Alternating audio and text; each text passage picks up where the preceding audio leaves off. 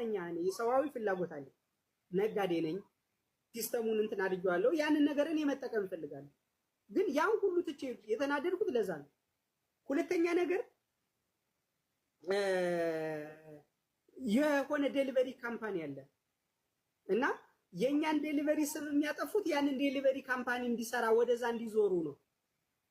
ነጋዴዎች በዋይቢኤስ ነው ተብሎ በሌላ ዴሊቨሪ ካምፓኒ የተላከለትና በኋላ ነጋዴው እጣ ካርድ አልተላከልኝም ብላ የሹፌሩን ስም ላኪልኝ ስንል የሌላ ዴሊቨሪ ካምፓኒ ስምና ስልክ መጣ ምንድነው ብለን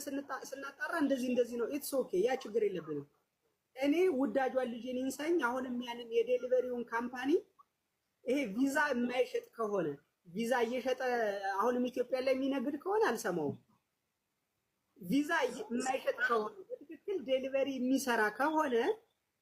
እኔ ላግዘውና ሙሉ 165 ነጋዴ በሙሉ ልስጠው 160 ይኸው ፕሮሚስ ልብሉልኝ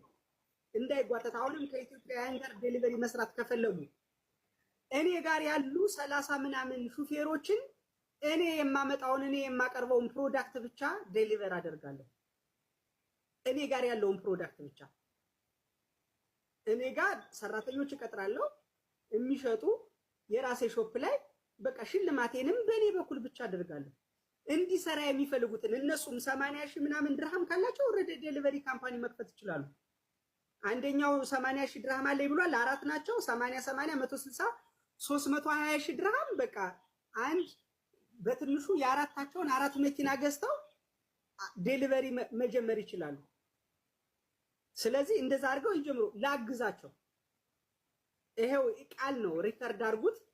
ዴሊቨሪ ካምፓኒ የሚሰራ ኢትዮጵያ ይምጣና ላግዛቸው እኔ ዴሊቨሪው ፍላጎት የለኝም 165 ነጋዴ ላይ ለሁለትም ለሶስትም ኦርደር ስንሄድ ለነዳጅ የምናወጣው ከ25 ድርሃም በላይ ነው እሱ ቤታቸው ድረስ ሂደን ነው ያንን እንትን የምንሰበስበው ያንን ኦርደር የምንሰበስበው ያንን ለአንድና ለሁለት ኦርደር ቤታቸው ሂደን ሰብስበን ዴሊቨር ስናደርግ ገና 25 ድርሃም ነዳጅ አለ ምን አለ የሚሸለመው በየሳምንቱ 25,000 ድርሃም አለ እኛ ብዙ እዚህ ግባ የሚባል ትርፍ የለው እኛ የምናተርፈው እቃው ነኝ እኔ የሰዋዊ ፍላጎት አለ ነጋዴ ነኝ ሲስተሙን እንትን አድርጌዋለሁ ያንን ነገር እኔ መጠቀም ፈልጋለሁ ግን ያን ሁሉ ትቼ የተናደድኩት ለዛ ነው ሁለተኛ ነገር የሆነ ዴሊቨሪ ካምፓኒ አለ እና የኛን ዴሊቨሪ ስም የሚያጠፉት ያንን ዴሊቨሪ ካምፓኒ እንዲሰራ ወደዛ እንዲዞሩ ነው ነጋ